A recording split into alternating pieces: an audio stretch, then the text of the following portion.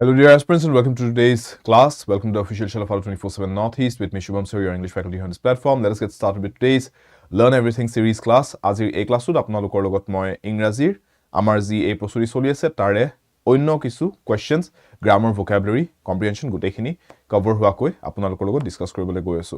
স্টাৰ্টিংতে আজি এটা ক্লোজ টেষ্টৰ question এটা চাবলৈ গৈ আছো। ক্লোজ টেষ্ট এটা এনেকুৱা টপিক হয় য'ত নেকি আপোনাক এটা প্যাসেজ দি দিয়া হ'ব আৰু প্যাসেজটোৰ ভিতৰতে কেইবাটা খালি স্থান দিয়া হ'ব গোটেই কেইটা খালি স্থান আপুনি ভালদৰে চাই চিতি পূৰণ কৰিবলগীয়া হয় multiple fill in the blanks এটাই প্যাসেজৰ পৰা দি দিয়া হয় ক্লোজ টেষ্টত এনেকুৱা কোৱেশ্চন এটা আজি চাবলৈ গৈ আছো সো বলক আজিৰ এই সেশনটো আৰম্ভ কৰিছো and then will go through the entire set of questions in today's question paper আৰু ক্লাসটো ষ্টাৰ্ট কৰাৰ আগতে এবাৰ আপলোড কৰিছো আৰু 24/7 ৰ এপটোৰ বিষয়ে এই এপটোৰ লিংকটো এজ পাৰ ইউজুৱেল আপোনালোকে আমাৰ এই ভিডিঅ'টোৰ তলত ডেসক্ৰিপচন বক্সত এভেইলেবল পাই যাব সো আপোনালোকে যদি এপটো ডাউনলোড কৰা হোৱা নাই আপোনালোকে আমাৰ ফ্ৰী ষ্টাডি মেটেৰিয়েল ৰিসোৰ্সেছ খিনি তাৰমানে এক্সেছ পোৱা নাই সো আপোনালোকে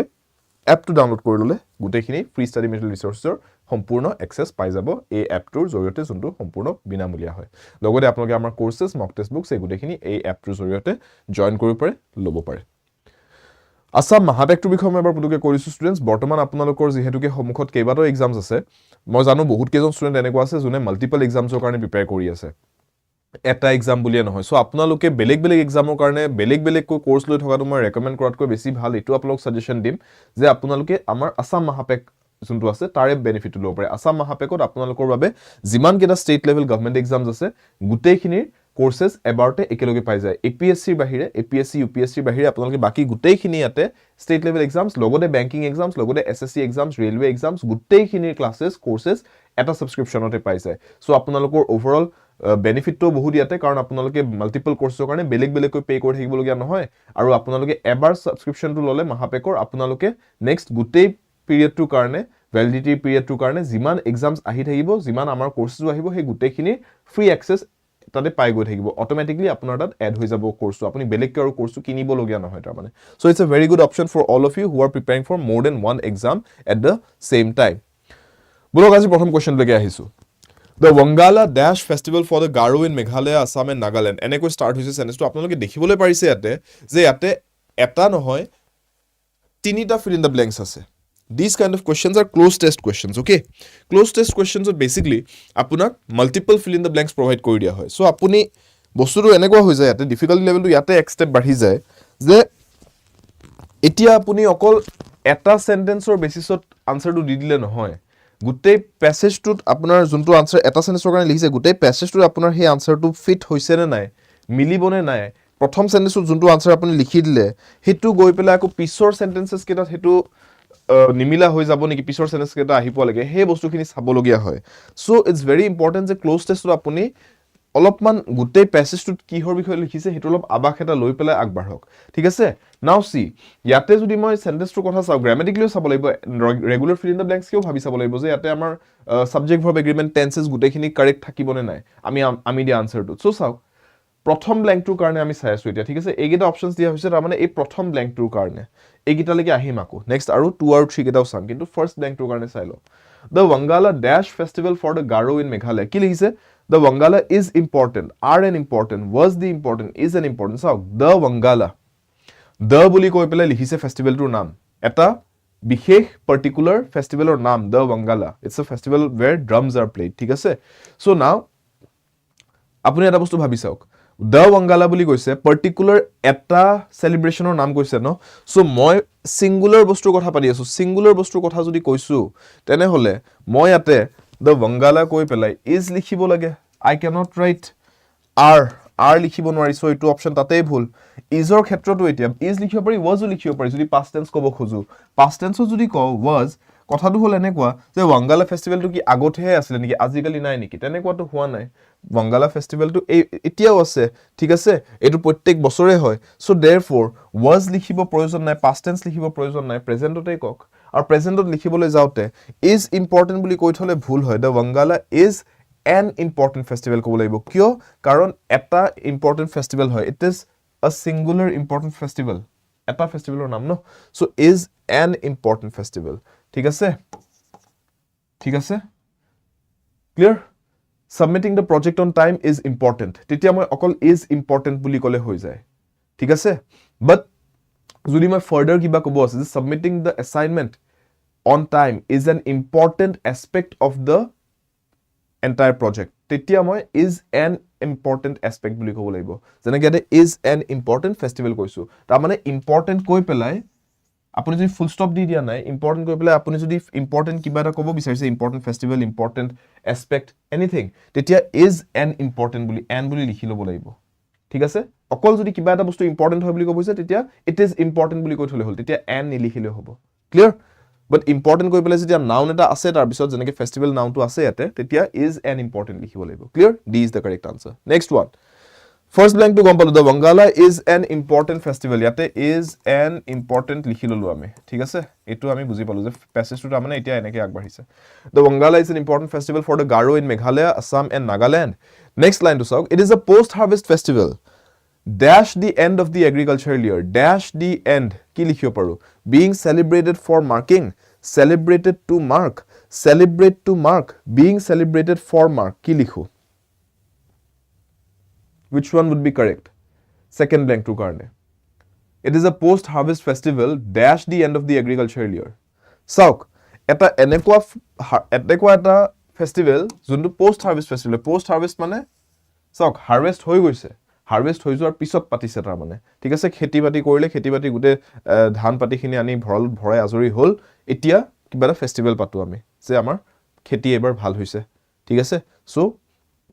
এটা কিবা ফেষ্টিভেল হক সো তেনেকৈ পাতে পোষ্ট হাৰভেষ্ট হৈ যোৱাৰ পিছত পাতে dash the end of the agricultural year কিহৰ কাৰণে এই বস্তুটো মাৰ্ক কৰিবলৈ যে এগ্ৰিকালচাৰাল ইয়াৰটো সম্পূৰ্ণ হল এটা সাইকেল আমাৰ এগ্ৰিকালচাৰাল ইয়াৰটোৰ কমপ্লিট হল ঠিক আছে ঠিক আছে so therefore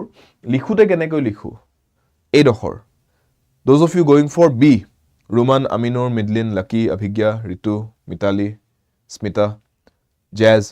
ha B লিখেंगे না celebrated to mark correct কিয় কাৰণ it is a post harvest festival যোনটো প্ৰত্যেক বছৰে পাতা হয় কিহৰ কাৰণে তাৰ কামটো হৈছে to celebrate the end of the agricultural year এনেকুৱা sentences ক'বলৈ আমি কম Republic Day is celebrated on 26 January every year. Independence Day is celebrated on 15th August every year. ঠিক আছে আমি কওতে is celebrated বুলি কও celebrated ঠিক আছে celebrating বুলি নকও বৰ্তমানত চলি আছে বুলি নকও এটো প্ৰত্যেক বছৰে হয় তাৰ মানে it is celebrated to mark হেনেকৈ লিখিম কি মাৰ্ক কৰিবলৈ to mark this the end of the agricultural year ঠিক আছে it is celebrated to mark তেনেকৈ লিখা যাব B is the correct answer ঠিক প্ৰত্যেক বছৰে যদি কিবা এটা বস্তু পাতা যায় ন আপুনি কতে এনেকৈ কব it is celebrated every year it is celebrated to mark এনেকৈ লিখা যাব স্ট্ৰাকচাৰটো ঠিক আছে next third blank টুত the Wangala is an important festival for the Garo in Meghalaya Assam and Nagaland পালো it is a post harvest festival celebrated to mark the end of the agricultural year এখিনলৈকে আমি পালো it is popularly known as the 100 drums festival during the signature dance the leading warrior dash with synchronized 7 dance steps and specific hand-head movements কি লিখিম the leading warrior leads the youngsters the leading warrior lead the youngsters the leading warrior was leading the youngsters then the leading warrior had led the youngsters কি লিখিম क्या লিখা যায় চাওক এতিয়া যোনটো স্টেটমেন্ট ন এটো এটা ফ্যাকচুয়াল স্টেটমেন্ট কৈ আছে ৰাইট ফ্যাক্টস কৈ আছে আপোনাক এই গুটে ফেষ্টিভেলটোৰ বিষয় ফ্যাক্টস জনাই আছে যে ফেষ্টিভেলটোৰ বিষয় জানিবলগীয়া কথা এখিনি যে ফেষ্টিভেলটো এটা post harvest festival post ফেষ্টিভেলটো celebrate কৰা হয় এটো মাৰ্ক কৰিবলৈ এগ্ৰিকালচাৰাল ইয়াৰ এন্ড সেলিব্ৰেট কৰিবলৈ আৰু ফেষ্টিভেলটোত কি হয় 100 ড্ৰামছ ফেষ্টিভেল বুলি কয় 100 টা মান ড্ৰামছ বজোৱা হয় আৰু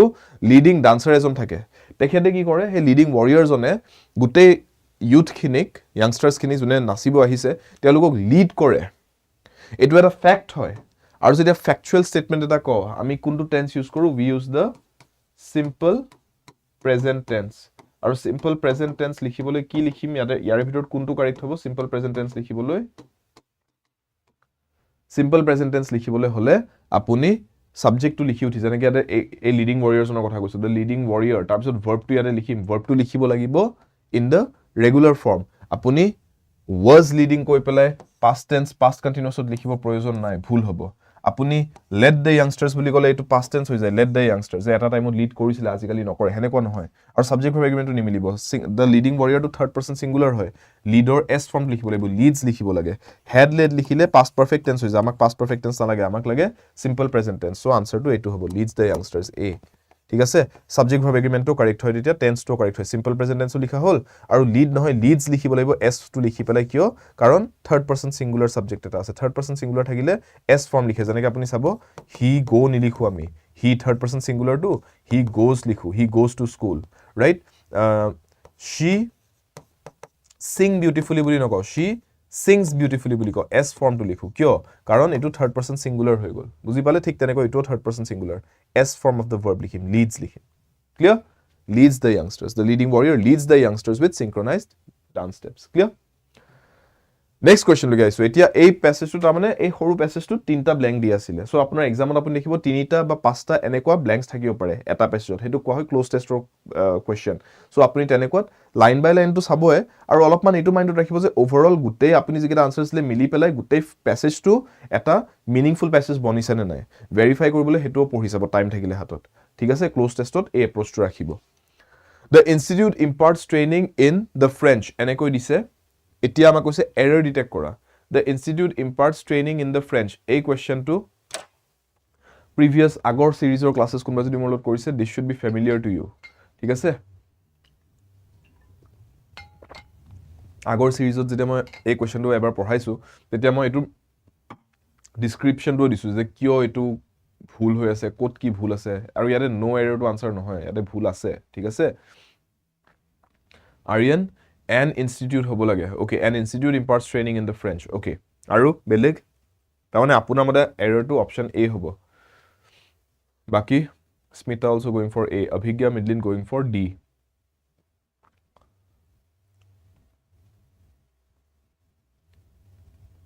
কল্পনা the French এটো কি ভুল ন Priyanka D correct so error is in part D ha Aryan Smita answer to D হয় A নহয় বাকি জুনে জুনে বেলেগ আনসার দিছে ৰেকৰ্ড জুনে চাইছে answer is D the French কিয় ইন নালাগে নেকি ইন নালাগা নহয় কল্পনা ইন ঠিক আছে ইনৰ প্ৰবলেম নাই প্ৰেপজিশনৰ ইস্যু নাই ইয়াতে প্ৰেপজিশনৰ ইস্যু নাই এটা ইস্যুটো হৈছে এই আৰ্টিকেলটোৰ এৰৰটো হৈছে এই আৰ্টিকেলটোত এই দ টো ইয়াতে প্ৰয়োজন নাই তাৰমানে এটো দৰকাৰ নাছিলে ঠিক আছে এই বস্তুটো ভালকৈ এটা বুজি লওক ওকে এই কোৱেশ্চনটো আনসাৰটো গম পালে ডি হয় এটা মই বুজাই দিও এটো কিয় হয় কেনেকৈ হয় কি সিচুৱেশনত কি চাব লাগে এটো ক্ষেত্ৰত চাই লওক বুজি লওক সো সি স্টুডেন্টস বস্তুটো কি আপুনি যেতিয়া ল্যাঙ্গুৱেজ এটা কথা কয় ন যেনেকৈ ইয়াতে দ্য ফ্ৰেঞ্চ বুলি লিখিছে দ্য বুলি যেতিয়া লিখি দিলে আপুনি তেতিয়া ক'ব লাগিব দ্য ফ্ৰেঞ্চ ল্যাঙ্গুৱেজ বুজক বস্তুটো ফ্ৰেঞ্চ ল্যাঙ্গুৱেজ বুলি কয় ন এটুক আপুনি দ্য বুলি ৰেফাৰ কৰিব পাৰে কাৰণ বহুত কেটা ভাষাৰ মাজত এটা নিৰ্দিষ্ট ভাষাৰ কথা কৈ আছো দ্য ফ্ৰেঞ্চ ল্যাঙ্গুৱেজ দ্য বুলি তাক স্পেসিফাই কৰিম দ্য টু কিয় ইউজ কৰো স্পেসিফাই কৰিবলৈ পৃথিৱীত তাজমহল এটাই আছে দ্য তাজমহল বুলি কয় হে কাৰণে অ তাজমহল বুলি নকও ৰাইট হয়নে গিজাত পিৰামিড বুলি যেটা কও পিৰামিড অফ গিজা বুলি কলে আপুনি এটাই দেখা পাব দ্য পিৰামিড অফ গিজা বুলি কয় ঠিক আছে leaning tower of Pisa leaning tower of Pisa এটাই আছে পৃথিৱীত বেলেগ বেলেগ জায়গাত বেলেগ বেলেগ লিনিং টাৱাৰ অফ পিসা নাপায় আপুনি ঠিক আছে লিনিং টাৱাৰ অফ পিসা এটাই আছে so the leaning tower of Pisa বুলি কয় দ্য বুলি কৈ লয় দ্য হোৱাইট হাউস পৃথিৱীত এটাই আছে হোৱাইট হাউস দ্য হোৱাইট হাউস বুলি কয় ঠিক আছে বুজি পাইছে নে বিজয় মালাৰ নিজৰ ঘৰৰ কোৰবাৰ ওপৰত এটা হোৱাইট হাউসৰ এটা ৰেপ্লিকা বনাই দিছে হেতু হোৱাইট হাউস বুলি নকওটো আমি ঠিক আছে it is a white house replica Bijoy মালাৰ ঘৰৰ ওপৰত দেখিছে নে এটা তেও হোৱাইট হাউসৰ এটা ৰেপ্লিকা বনাই দিছে টেৰেছৰ ওপৰত একদম টপ ফ্লোৰত সো হেতু আ replica of the White House হেতু the White House বুলি কৈ নিদিও কাৰণ আসল White House টো ওয়াশিংটন ডিসি ত আছে সো the White House এটাই আছে পৃথিৱীত বুজি পাইছে সো জিম্বুৰ বস্তু একদম পাৰ্টিকুলাৰ স্পেসিফিক হেতু আমি এটা বস্তু যেতিয়া স্পেসিফাই কৰিছো the বুলি লিখো ক্লিয়াৰ সো নাও সি ফ্ৰেঞ্চ ল্যাঙ্গুৱেজ বুলি যদি কও বহুত কেটা ভাষাৰ মাজত এটা নিৰ্দিষ্ট ভাষা ফ্ৰেঞ্চ ভাষাটোৰ কথা কৈছো তেতিয়া মই the French language বুলি কম ক্লিয়াৰ কিন্তু যদি আপুনি ল্যাঙ্গুৱেজ বুলি লিখিব খোজা নাই অকল ফ্ৰেঞ্চ বুলি কব খুইছে যেনেকৈ অসমীয়া ভাষাটোকে অকল এছমিছ বুলি কব খুইছে I speak in the Assamese বুলি কয় নেকি নকয় ন I speak in Assamese I am comfortable in the Assamese বুলি নকয় I am comfortable in Assamese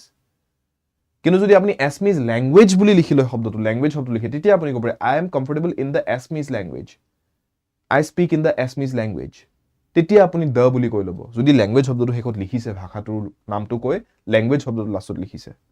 বুজি পালে সো ইয়াতে আপুনি যদি ফ্ৰেঞ্চ লিখি থলে হয় অকল যেনেকৈ ইয়াতে সেন্টেন্সটো লিখিছে দ্য লিখিবলগীয়া হলে ল্যাঙ্গুৱেজ লিখিব লাগিব আৰু যদি ল্যাঙ্গুৱেজ লিখা নাই যেনেকৈ এই কোৱেশ্চনটো ল্যাঙ্গুৱেজ ৱৰ্ডটো লিখা নাই অকল ফ্ৰেঞ্চ লিখিছে দ্য নকব তেনেহলে ইন ফ্ৰেঞ্চ বুলি কক the institute imparts training in French তাৰমানে ফ্ৰেঞ্চ ভাষাত ইনষ্টিটিউটটোৱে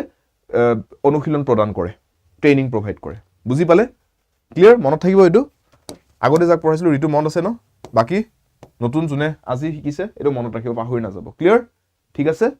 দুইটা সিচুৱেশন কৈ দিছো কেতিয়া দ লিখিব পাৰি কেতিয়া লিখিব দৰকাৰ নাথাকে ঠিক আছে বিপৰীত অৰ্থ শব্দ চাই ল ৰাষ্টিকৰ বাবে এটো আমি ৰিসেন্ট টাইমটো পাইছো নেকি বিপৰীত শব্দ ৰাষ্টিক মনত আছে না এটো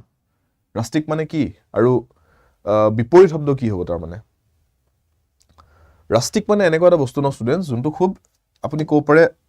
বেছি একো তাতে কমপ্লেক্সিটি নাই খুব প্লেন বস্তু এটা প্লেন বেসিক এনেকুৱা বস্তুবিলাক আমি ৰাষ্টিক বুলি কওঁ খুব সহজ সৰল বেসিক সিম্পল বস্তু এটা প্লেন বস্তু এটা ইটস কল্ড ৰাষ্টিক ঠিক আছে আন্ডাৰস্টুড বিপৰীত শব্দটো কি হ'ব তেনেহলে মই মানুহ এজনে কাম এটা কেনে কৰে হেতু ক'ব পাৰো যে মানুহ এটা কাম এটা কৰিছে আৰু সেই সিচুৱেশনটোত খুব এটা ফিনেস এটা লাগে মানুহজনক ফিনেস মানে খুব ভাবি চিন্তি ভালদৰে অলপ ডিটেইলছত গৈ পেলাই কামটো কৰিব লাগে কিন্তু তেওঁ কেনে কৰিলে কামটো তেওঁ খুব সহজ সৰলকে তেওঁ কামটো মানে থুপা থুপিকে কৰি থৈ দিলে আৰু আপুনি ক'ব পাৰে যে হি টুক আ ভেৰি ৰাষ্টিক এপ্ৰোচ মানে খুব প্লেন এপ্ৰোচ এটা লৈছে সিধা সাধা এপ্ৰোচ এটা পইণ্ট এ টু পইণ্ট বি বৰ এটা কমপ্লেক্স একো কৰা নাই তেওঁ কিন্তু যদি এজন মানুহে খুব ডিটেইলছত গৈ খুব ভাবি চিন্তি বহুত প্ল্যানিং কৰি ভালকৈ এটা কাম কৰিম বুলি আগবাঢ়িছে then the approach is not rustic the approach is sophisticated he took a very sophisticated approach বুজি পাইছে আপুনি সিম্পল এক্সাম্পল এটা লওক আমাৰ সিম্পল বস্তু এটা কৈছো আমাৰ সিৰিয়েল বিলাক যেনেকৈ বনায় সিৰিয়েল বিলাকৰ শুটিং বিলাক দেখিছে নে আপোনালোকে বৰ এটা sophisticated নহয় কিন্তু বস্তুটো ঠিক আছে এটা মই ভাল বেয়া বুলি কোৱা নাই মই জাস্ট কথাটো কৈছো যে এপ্ৰোচটো এতিয়া আমাৰ ইয়াতে সিৰিয়েল যেতিয়া শুটিং কৰে বৰ এটা ইমান বাজেটো নাথাকে বহুত ডাঙৰ ডাঙৰ কোনবা ইনভেষ্টৰছে বুলে হেভি ইনভেষ্টৰছে পইচা দি হৈছে বুলে প্ৰডাকশন টিমে বহুত পইচা দিছে বুলে হেনেকাও নহয়ছো যিমান পাৰে কম বাজেটৰ ভিতৰত ভাল কাম এটা কৰিব ট্ৰাই কৰে সেইকাৰণে বস্তুবিলাক অলপ প্ৰায় সিম্পল ৰাখিব লগা হয় আমাৰ সিৰিয়েল বিলাকৰ আপুনি লোকেশনবোৰ চাবচোন ৰাস্তাৰ ওপৰতে কৰবাত শুট কৰি লৈছে পুতুককৈ ট্ৰাফিক আছে পিছপিনে দেখা পাইছে আমি তাৰ মাজতে শুট কৰি ললে কৰবাত পাহাৰ এখনৰ ওপৰতে অলপমান নিৰিবিলি ঠাই এটা পালে তাতে গৈ পেলাই এটা সিন এটা শুট কৰি ললে ঘৰ এটাৰ ভিতৰতে আপুনি দেখিব একেটা ঘৰকে আপুনি পৰ্দা এখন বদলাই দৰ্জা এখন কেতিয়াবা অলপমান এখন খুলিলে এখন বন্ধ কৰিলে তেনেকৈ দেখাত ৰুমটো অলপ বেলেগ কৰি বেলেগ শট লৈ বেলেগ জায়গা টাইপকে দেখালে তাৰ মানে it's a very simple approach it's a very rustic approach কাৰণ বাজেট বেছি নাই কন্ট্ৰাষ্ট কৰক এটা সেই বস্তুটো আপুনি হলিউডৰ হাই-ফাই বাজেট মুভি এখন লৈ ক্ৰিষ্টফাৰ নোলেনৰ মুভি এখনৰ লগত কম্পেয়াৰ কৰক he takes a very sophisticated approach যে এটা সেটে বনাই দিম কমপ্লিট এটা ৰিভলভিং সেট এটা বনাই দিম যে ইয়াতে আমি বেলেগকে এটা সিন এটা শুট কৰিম এটা সিনৰ কাৰণে এটা গোটেই সেট এটা বনাইছো খৰচ কৰি পেলাই it's a very sophisticated approach বুজি পালে সো হে ডিফাৰেন্সবোৰ ৰাষ্টিক এপ্ৰোচ sophisticated এপ্ৰোচ মনত ৰাখিব তেনেকৈ অলপমান এক্সাম্পলছ লৈ মনত ৰাখিব মাইন্ডত ঠিক আছে next one it has been established that সেন্টেন্সটো এনেকৈ স্টাৰ্ট হৈছে এতিয়া কৈছে PQRS পাৰ্টছ খিনি আমি একো এৰেঞ্জ কৰি দিয়া নাই আপোনালোকে নিজে এৰেঞ্জ কৰি লওক ঠিক আছে so it has been established that কি PQRS কি লিখিম এতিয়া It has been established that কি গোপী বাহু ধুম ধুম টানা না বঢ়িয়া ব্যাকগ্ৰাউণ্ড মিউজিক তো বজাই দিছে আপোনালোকে বঢ়িয়া সही है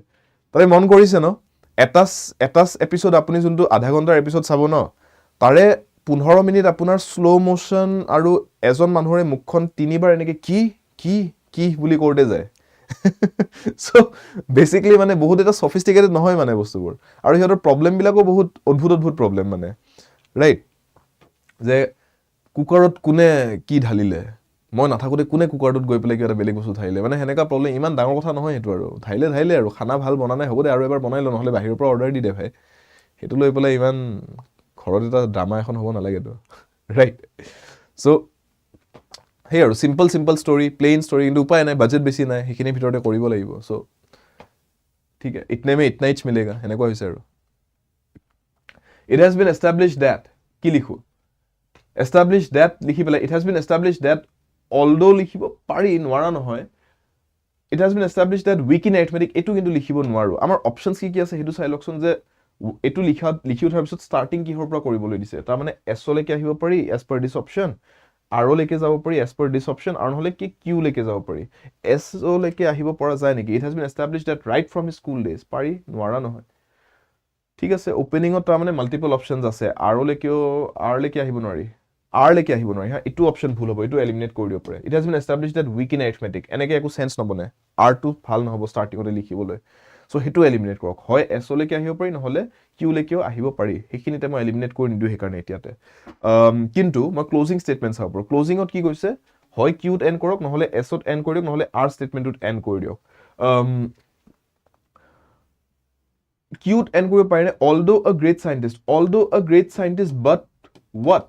এটো কোৱেশ্চন থাকি যায় মাইন্ডত যে ঠিক আছে although a great scientist কিন্তু কি although বুলি ক'লে ন তাৰমানে দুটা বস্তুৰ মাজত কন্ট্ৰাষ্ট বুজাব বিচাৰিছে যদিও এটো আসলে তথাপিতো এটো আসলে হেনে কব বিচাৰিছে সো হে যদিও এটো আসলে তথাপিতো পাৰ্টটো নকলেছোন সো এটোত এন্ড কৰি দিব নোৱাৰো ইয়াৰ পিছত আৰু কিবা কবলগীয়া আছে so therefore Q is not a sentence where we can end it full stop দি দিব নোৱাৰি সো ইয়াক কাটক ই নহব এই দুটাৰ ভিতৰতে আনসাৰটো হ'ব এতিয়া এই দুটাৰ ভিতৰতে যদি আনসাৰটো হয় আপুনি এটা বস্তু চাওক এই দুয়োটা অপচনত Q আৰু P তো আছে দুয়োটাত সিমিলাৰ তাৰ মানে Q আৰু P থাকিবই লাগিব একেলগে কথাটো জাস্ট এতিয়া হ'ল যে R ৰ পিছত S লিখু নে S ৰ পিছত R লিখু তাতেহে ডিফাৰেন্সটো এই দুটা অপচনৰ মাজত যে R के बाद S लिखे या S के बाद R लिखे वो पढ़ के देख लो बस कौन सा ज्यादा सही बैठता है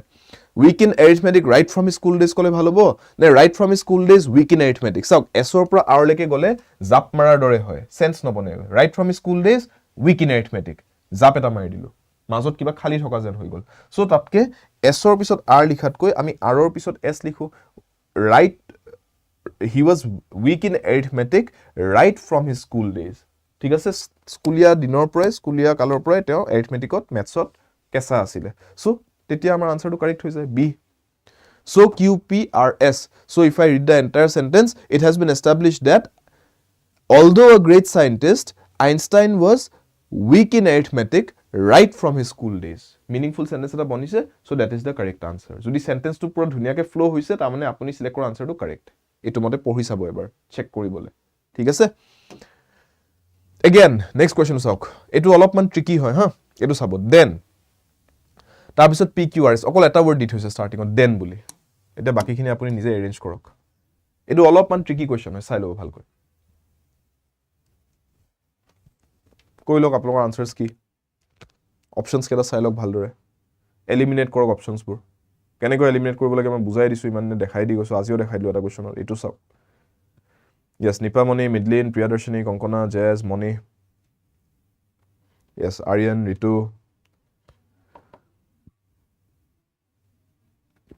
বাপৰে ধিক্কাৰ জীৱন নেকি ভয়ংকৰ ইউজাৰ নেম চোন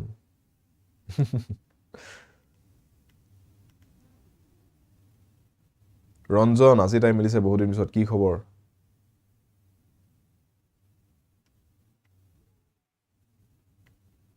yes ৰাজদীপ বিদিশা অভিজ্ঞা স্মিতা আচ্ছা এটা দুটা আনসাৰ আহিব ধৰিছে D most of you are going for D নে এজনে কৈ দিয়াৰ লগে লগে সবে D দিব ধৰিছে এতিয়া অপশন D নেকি সবে এজনক দেখা পায় সো চাই লওক কি হ'ব আনসাৰটো then see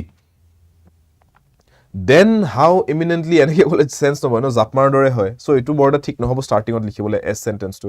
then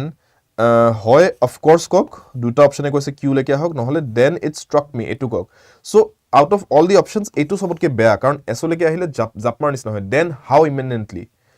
সেন্স নবয় আধাৰ পৰা স্টাৰ্ট দিয়াৰ দৰে হয় সো এটো কাটিলো এইকেইটাৰ ভিতৰত এতিয়া চাও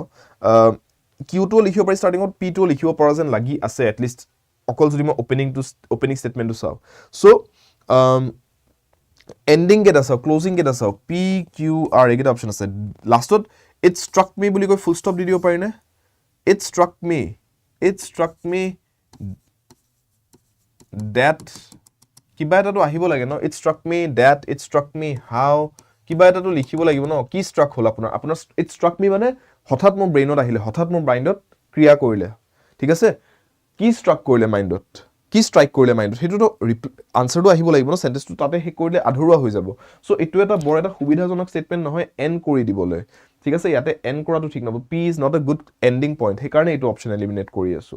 আৰু কি আছে ইয়াতে কৈছে Q টো লাষ্টত লিখক অফ কোৰ্স বুলি কৈ ফুল ষ্টপ দিব পাৰি নোৱাৰা নহয় Q কিউত ষ্টাৰ্ট কৰিব পাৰে দেন অফ কোৰ্স এনেকেও ষ্টাৰ্ট কৰিব পাৰে দেন অফ কোৰ্স বুলি ষ্টাৰ্ট কৰিব পাৰে এই দুটা কাৰেক্ট হ'ব পাৰে সো ডিফাৰেন্সেস ক'ত আছে আমি হেতু চাই লও ইয়াতে পিএসআৰ আছে ইয়াতো পিএসআৰ আছে তাৰ মানে পিএসআৰ জিয়ে নকৰে আপুনি এইটো ষ্টেটমেন্টত আহিবয়ে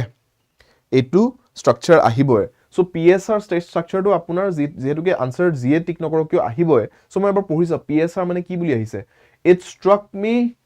how eminently suitable it was ঠিক আছে then তাৰ মানে মই যদি এনেকে কও it struck me how eminently suitable it was just কথাটো of course to এটা মই ইয়াৰ হেখত ক নে ইয়াৰ আগত কইলো better হ'ব মই স্টাৰ্টিংতে কইলো যে of course then of course it struck me how eminently suitable it was instead of saying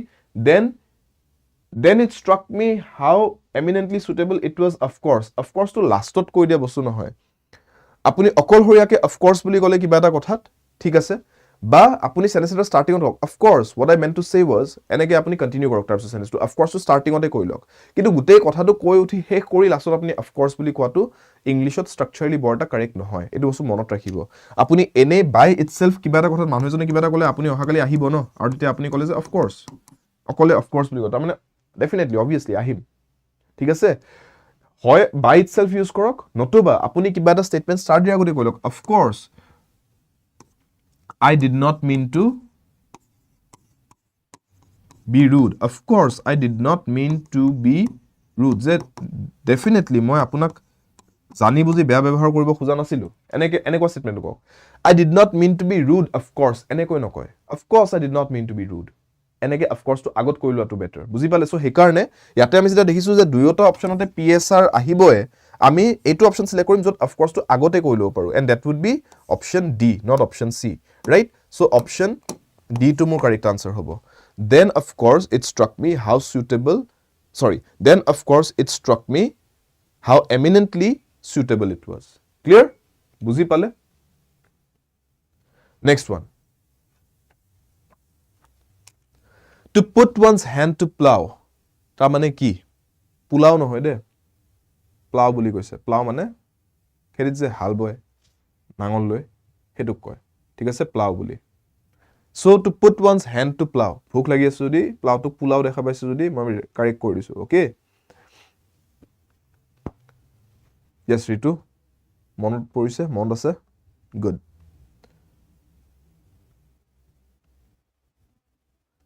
to put one's hand to plow meaning to কি idiom to অৰ্থটো সুধিছে অলপমান এনে ইমেজটো ভাবি চাওকচোন যে নাঙলটো নিজে হাতত লৈছো তাৰ মানে কি তাৰ মানে যোনটো কাম কৰিব আছে যোনটো কষ্ট কৰিব আছে নিজেই কৰিম বুলি আগবাঢ়ি আহিছো ঠিক আছে লুকলে বাচ্চাই ৰৈ থকা নাই আনলৈ বাচ্চাই ৰৈ থকা নাই যে কোনোবা আহিব তেওঁ কৰিব আমি ধুনিয়াকৈ তেওঁৰ কষ্টখিনিৰ ফলটো খাম নাই নিজে আগবাঢ়ি আহিছো নিজে কষ্ট কৰিম হাতে কামে লাগিম তাৰ মানে ঠিক আছে হাতে কামে লগাটোক ইংৰাজীত কয় to put one's hand to plow তাৰ মানে কষ্টকৰ কাম এটা নিজে কৰিবলৈ আগবাঢ়ি অহা যে মই নিজে এটো কামত লাগিম মই নিজে কৰিম এটো কাম বেলেগলৈ বাচ্চাই ৰৈ নাথাকো লুকলৈ বাচ্চাই আনলৈ বাচ্চাই ৰৈ নাথাকো so to take up a difficult task to put one's hand to plow that is the correct answer yes জনে B কৈছে that is the correct answer C নহয় হা সমীৰণ C নহয় answer to C কলে to get entangled into unnecessary things ঠিক আছে to get caught up তাৰ মানে to get caught up মানে আপুনি ফসি গল to get caught up in a cobweb হেনেকে যদি কব তা যেনেকে মকৰাৰ জালত ফসি যায় মাখি বা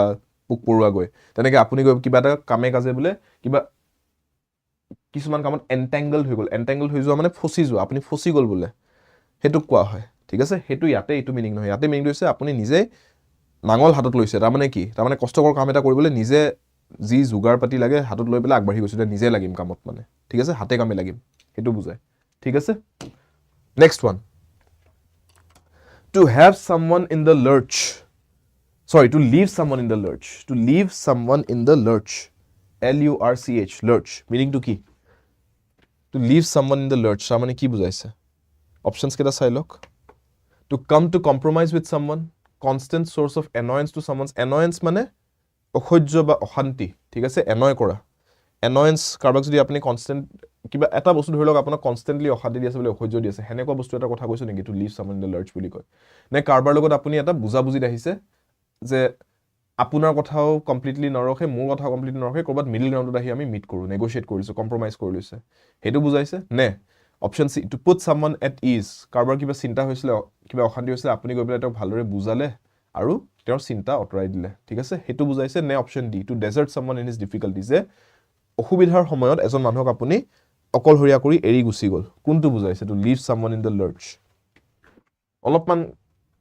অপচনছ কেটা পঢ়িও আইডিয়া লগাব পাৰি ন এইটো বস্তু লিভ সামওয়ান বুলি কৈছে তাৰমানে ডেজাৰ্ট সামওয়ানো হ'ব কাৰবাক আপুনি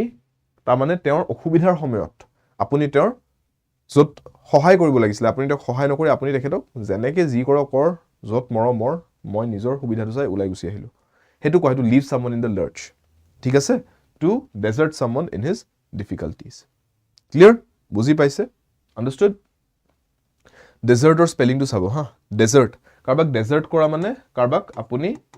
abandon কৰা desert কৰা abandon কৰা a b a n d o n ঠিক আছে এই words বিলাক synonymous হয় আকৌ এটা হৈছে dessert dessert টো উচ্চাৰণটো অলপ বেলেগ দিছে নে desert কোৱা নাই dessert কৈছো তাতে ডাবল s আহি যায় dessert মানে কি ৰাতি ডিনাৰৰ পিছত যে আপুনি খাই কিবা এটা এক্সট্ৰা মিঠাই খালে আইসক্ৰীম খালে সেইটো dessert বুলি কয় ঠিক আছে clear next one Error detection or question. I shall be able to complete the work in stipulated time provide you do not disturb me. মানে কোড কি ভুল আছে হেতু সুধিছে আৰু সব নো এৰৰ অপচন কোডো নাই তাৰমানে ডেফিনেটলি কৰবাত ভুল আছে এটা আমাৰ কামটো হল কোড ভুল আছে হেতু বাছনি কৰি উলিয়াব লাগে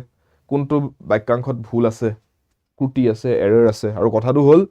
এৰৰটো আপোনালোকে বিচাৰিটো উলিয়াব পাৰিলে মোক কওকচোন এৰৰটো কি আৰু কাৰেক্ট কেনেকৈ কৰিব লাগে হেতু কওক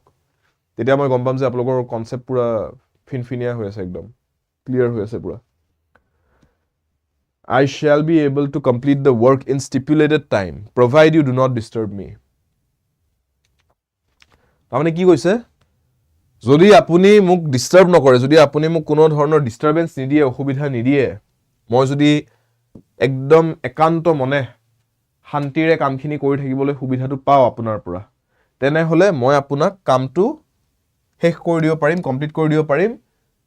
যিখিনি সময়ৰ সীমা আপুনি মোক বান্ধি দিছে সেইখিনি সময়ৰ ভিতৰতে স্টিপুলেটেড টাইম মানে যিখিনি টাইম আপোনাক প্ৰদান কৰা হৈছে যিখিনি সময় ধৰি দিয়া হৈছে স্টিপুলেশনত যিখিনি টাইম দিয়া হৈছে স্টিপুলেশন মানে এগ্ৰিমেন্টত বুজাবুজিত চুক্তিত যিখিনি সময় দিয়া হৈছে যে তোমাক কামটো কৰিবলৈ মই 2 ঘণ্টা সময় দিছো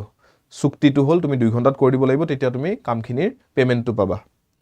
ঠিক আছে স্টিপুলেটেড টাইম চুক্তি অনুসৰি যিমানখিনি সময় দিয়া হৈছে সিমানখিনি সময়ৰ ভিতৰত দিব পাৰিম কামটো কৰি যদি আপুনি মোক ডিস্টাৰ্ব নকৰে Answer is yes. June C ko ase. Navraz. Yes. Aryan, Abhigya, Ritu. Correct. Smita, Midlin, Nipamoni, Bidisha. Correct. Laksh. Correct answer. Kaushik, C ne? Correct. ঠিক আছে so answer to hobo lagibo C aru correction to ki tar mane what is the error to hoise provide likhit hoi dise provide nohoy ami kobo lagibo provided you do not disturb me কিয় provided বুলি যেতে আকৌ এটা তো হয় provide শব্দটো কলে আমি এটো বুজো আপোনাক কিবা এটা বস্তু মই provide কৰিছো বা আপোনাক সাপ্লাই কৰি দিছো আপুনি আপোনাৰ access নাছিল আগতে সেই বস্তু লাগে আপোনাক মই provide কৰিছো যেনেকৈ I can provide you help I can provide you guidance I can provide you mentorship provide কৰিলো কিবা এটা বস্তু হেতু এটা হয় meaning provider ঠিক আছে আৰু হেতু past tense ত লিখিলো আমি provided লিখো no doubt যে he provided his help to me ঠিক আছে he provided me with notes ঠিক আছে he provided me with books এনেকৈ আমি provided to past tense to use কৰিব পাৰো কিন্তু provided শব্দটোৰ আন এটা ব্যৱহাৰ আছে ইংৰাজীত আন এটা ইউজেজ আছে ইউটিলিটি আছে হেতু হৈছে আপুনি যেতিয়া provided বুলি কয় ন এটোৰ মিনিংটো এনেকেও লিখিব পাৰি given that বা simple terms যদি কও if শব্দটোৰ হলনি provided শব্দটো লিখিব পাৰি হেতু সেন্সটো হেতু অৰ্থটো হেতু মিনিংটো লিখিব পাৰি তাৰ মানে যদি বুলি কবলৈ if বুলি কবলৈ provided কব পাৰি তাৰ মানে এটো সেন্স এনেকে লিখিব পাৰি হেতেন I shall be able to complete the work in stipulated time if you do not disturb me if or হলনি provided লিখিব পাৰি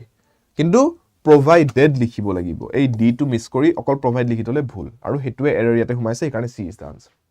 বুজি পালে ক্লিয়াৰ মনত ৰাখি থব এটো ঠিক আছে যে if নকৈ ইংৰাজীত provided বুলিও ক'ব পাৰি ক্লিয়াৰ সিনোনিমাসলি ইউজ কৰি দিব পাৰি এতিয়া সমাৰ্থক শব্দৰ এটা প্ৰশ্নলৈকে আহিছো সিনোনিমৰ কথা ক'লোৱে যেতিয়া সিনোনিমৰ এটা কোৱেশ্চন আছে কনষ্টাৰ্নেশ্যন শব্দটোৰ কাৰণে আমাক চাৰিটা বিকল্প দিছে এতিয়া চাব হা সাৰপ্ৰাইজ পেনিক গেইটি আৰু স্যাটিসফ্যাকশন এতিয়া আমাক সুধিছে সমাৰ্থক শব্দটো কি ইয়াৰ সিনোনিমটো কি কনষ্টাৰ্নেশ্যন বুলি ক'লে কি বুজো সেন্টেন্সত ইউজ কৰিব যদি পাৰে আৰু ভাল তেতিয়া আপুনি মিনিংটো ইউজ ভালদৰে মনত ৰাখি থব পাৰিব মিনিংটো মুখস্থ কৰিব লগা নহয় লাগ বুলিলে আপুনি শব্দটো ব্যৱহাৰ কৰিব পাৰিব কাৰণ আপুনি সেন্টেন্সত ইউজ কৰিব জানে আৰু আপোনাক কোৱেশ্চন হলে আপুনি ক'ব পাৰিব যে কনষ্টাৰ্নেশ্যনৰ মিনিং কি অপোজিট ৱৰ্ড কি সিনোনিম কি so what is the answer here बताओ কনষ্টাৰ্নেশ্যন ৱৰ্ডটো জানে নাই নেজানে যদি শিকাই দিম আৰু যদি জানে মোক কক যে কি হয় মিনিংটো চাও কনসেপ্ট ক্লিয়াৰ আছে নাই সবৰে ভোকাবুলাৰি ক্লিয়াৰ আছে নাই many answers coming in for D few answers coming in for B কোনবাই প্যানিক কৈ আছে প্যানিক অৰ সাৰপ্ৰাইজ দুটা কেনেকৈ হ'ব দুটা অপচন দিয়াই আছে শুন এটাহে হ'ব লাগিব এটা আনসাৰ কক কি হ'ব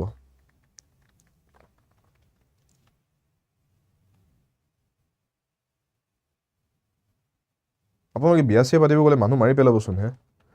এমচিকিউ চুজ কৰিবলৈ দিওঁতে চাৰিটাৰ ভিতৰত আপোনালোকে ইটো নহ'লে সিটো বুলি কয় য'ত নেকি এটাহে টিক কৰিব লাগে বিয়া চিয়াৰ কাৰণে কইনা বা দৰা চাব গ'লে আপোনালোকচোন ইটোও ভাল লাগিছে বুলি দুটা ভাল লাগিছে বুলি কৈ দিবচোন মাৰি পেলাব মানুহ আপোনালোকে সিলেক্ট কৰক এটা সিলেক্ট কৰক দুটা অপচন যেন লাগিছে দুটা ভাল যেন লাগিছে হেনে ক'লে নহ'ব নহয় মৰি যাব মানুহ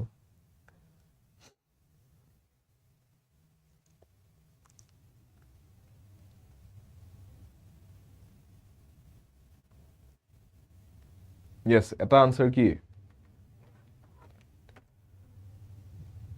সিম্পলিফাই কৰক বস্তুটো এই মানুহ মাৰি পেলোৱা কামবিলাক নকৰিব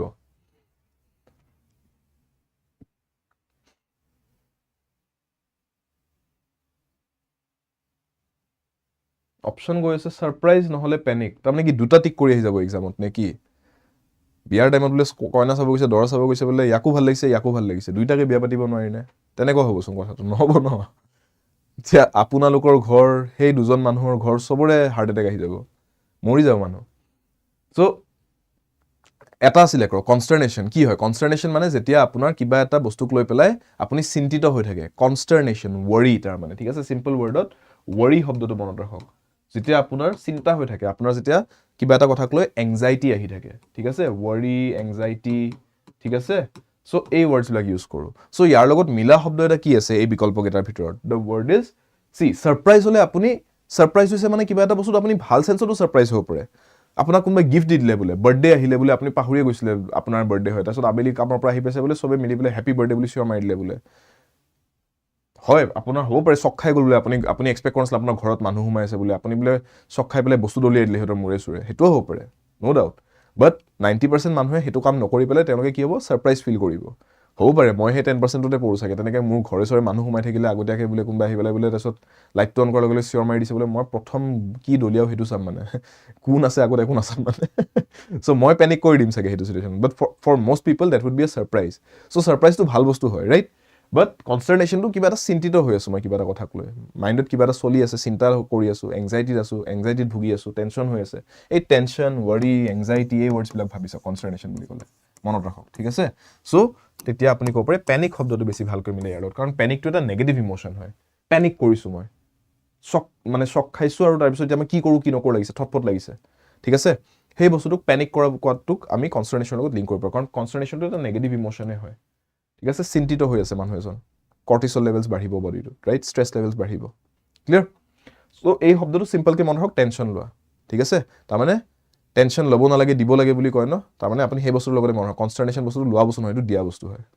ঠিক আছে ক্লিয়াৰ চ' ইজিলি মনত ৰাখি থ'ব এইবিলাক বস্তু শব্দটো দেখাত টান কিন্তু মনত ৰাখিবলৈ বৰ এটা অসুবিধাজনক নহয় যিহেতুকে ইয়াৰ সমাৰ্থক শব্দবোৰ আমি বহুত আগৰ পৰা ইউজ কৰি আহিছোঁৱেই লাইফত ইউজ কৰি থাকোঁ এইবিলাক ৱৰ্ড আমি ৱৰি টেনশ্যন ৰাইট ধেমালিহে কৰিছিলোঁ দেই সঁচাকৈ গৈ পেলাই আৰু এটাৰ জেগাত দুটা চিলেক্ট কৰি নল'ব আৰু যেতিয়া টাইম আহে আপোনালোকৰ আজিকালি ক'ব নোৱাৰি ন আজিকালি বহুত বস্তু নৰ্মেলাইজ হৈ গৈছেতো অদ্ভুত বস্তু নৰ্মেলাইজ হৈ গৈছে আজিকালি ছ'চিয়েল মিডিয়া মানুহ বেছি এক্টিভ হোৱাৰ পৰা যি টি বস্তু নৰ্মেলাইজ হ'ব ধৰিছে আৰু সেইটো বস্তু ঠিক নহয় যি টি বস্তু আমি নৰ্মেলাইজ কৰি দিয়াটো আজিকালিতো মানে কেমেৰাটো অন কৰি ল'লেই হ'ল ন লাইভ ষ্ট্ৰীম এটা অন কৰি দিলেই হ'ল আৰু তাৰপিছত লাইভ ষ্ট্ৰীম অন কৰি পেলাই মানুহ গালি পাৰোঁ কিবা কৰোঁ এণ্টাই ছ'চিয়েল কাম যি কৰোঁ এভৰিথিং ইজ নৰ্মেলাইজড ৰাইট এণ্টাৰটেইনমেণ্ট চলি থাকিলে হ'ল এথিক্স বোলা বস্তু একো নাই ৰাইট মান সন্মান মৰ্যাদা অসমীয়া সমাজৰ ইমেজ একো কথা নাই ছ'চিয়েল মিডিয়া আছে লাইভ ষ্ট্ৰীম এটা অন কৰিলোঁ যি মন যায় কৰিম তাৰপিছত ৰাইট কাপোৰ খুলি নাচিয়ে দিম লাগিলে হয়নে নহয় চ' সেইটো দিশত ল'ৰা ছোৱালীবোৰ যাব নালাগে আৰু সেইটো দিশত ল'ৰা ছোৱালীবিলাকক সেই বস্তুবিলাক নৰ্মেলাইজ কৰিও দিব নালাগে যে এইটোতো নৰ্মেলে এনেকৈতো চলে মানুহ সেইটো বহুত ভুল সেই বস্তুটো মই একদম ছাপৰ্ট নকৰোঁ আৰু আপোনালোককো ক'ম আপোনালোক হৈছে ইউথ কাণ্ট্ৰিখনৰ youth India is a young nation বুলি কয় ইউথৰ হাততেই আছে গোটেই কাণ্ট্ৰিখন ইউথে যোন ডিৰেকশ্যনত লৈ যায় দেশখন সেইটো দিশত যাব ৰাইট আৰু স্পেচিয়েলি এছমিছ মানুহখিনি আমাৰ কালচাৰটোৱে আমাৰ চবতকৈ ডাঙৰ আমাৰ আইডেণ্টিটি অসমীয়া কালচাৰটো আৰু আমাৰ কালচাৰটো এটা বহুত সভ্য কালচাৰ হয় আমি বহুত সভ্য মানুহ হয় আমি এই অশ্লীল ব্যৱহাৰ আচৰণ এইবিলাক আমি নৰ্মেলাইজ কৰি দিব নালাগে কোনোবাই কৰি আছে বুলি এইটো নৰ্মেল হৈছে ইণ্টাৰনেটত দেখি আছোঁ বুলি এইটো নৰ্মেল হৈছে একদম নহয় নিজৰ ভেটিটো নিজে ধৰি ৰাখিব জানিব লাগিব সেইটো বস্তু সকলোৱে মাইণ্ডত ৰাখিব 10টা 100টা মানুহ কৰা দেখিছে বুলি নিজেও কৰিব লাগিব বুলি তেনেকুৱা একো কথা নাই সেইটো মিলি নাযাব সেই বস্তুটো ঠিক আছে আৰু বহুত ট্ৰাই কৰিব মানুহে নিজৰ লাভৰ কাৰণে এইবিলাক বস্তু নৰ্মেলাইজ কৰিব খুব ট্ৰাই কৰিব চিনি পাব সেইটো বস্তু যে কোনে নিজৰ লাভৰ কাৰণে সেইবিলাক কৰি আছে সেইটো বস্তু বুজি থাকিব আৰু সেইমতে নিজৰটো ঠিক ৰাখিব হ'লে তেতিয়া সমাজখন ঠিকে থাকিব আৰু আপোনালোকে হৈছে অসমীয়া সমাজখন আপোনালোকে যেনেকৈ ধৰি ৰাখে যোন দিশত নে সেইপিনে যাব চ' নিজৰটো ঠিক ৰাখিব আৰু ভাল দিশত আগুৱাই দিব গোটেই সমাজখন সমাৰ্থক শব্দ ফৰ দ্য ৱৰ্ড কোৱামছ চিননিম লাগে ফৰ কোৱামছ কি হ'ব কোৱামছ মানে আপুনি কিবা এটা কামক লৈ পেলাই আপুনি 100% চিয়'ৰ হোৱা নাই আপোনাৰ কিবা চিন্তা লাগিছে এইটো কৰোঁ নকৰোঁ লাগি আছে আপোনাৰ এই কামটো কৰোঁ নে নকৰোঁ কৰিব পাৰি কিন্তু কৰিব গ'লে এইকেইটা ভেজাল লাগিব পাৰে এইকেইটা প্ৰব্লেম হ'ব পাৰে সেইটো কাৰণে মই অলপ চিন্তা কৰি ৰখি আছোঁ এইটো মই আগবাঢ়োঁ নে নাবাঢ়োঁ এইটো কাম এইটো কোৱা হয় যে আপুনি অলপ you have few qualms with it you have some qualms ঠিক আছে I have a few qualms with this ঠিক আছে আপোনাৰ লগৰ কেইটা মানে প্লেনিং কৰিছে ঐ ব'ল ওলাও আমি